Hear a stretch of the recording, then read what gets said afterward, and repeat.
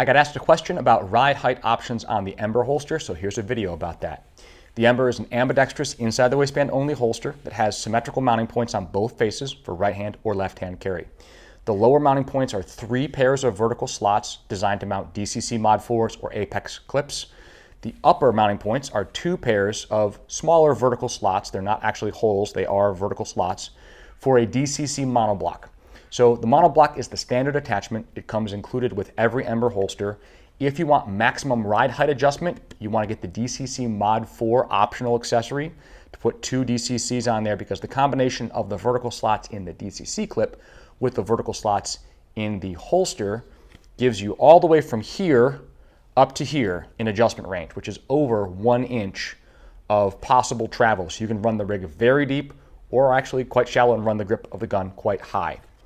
If you use the stock DCC monoblock clip, you can run the top pair or the bottom pair to adjust your ride height, but you can also angle and go top and bottom and get some forward cant on the holster and carry it strong side with forward cant on it. The only caveat I have about running the deepest position here with the DCCs is that your mod wing is not movable in relation to the clips, and that's partly because if we were to raise the mod wing, it would interfere with your fingers on the front of the grip of the gun, and we don't want that to happen. So the mod wing has to stay fixed.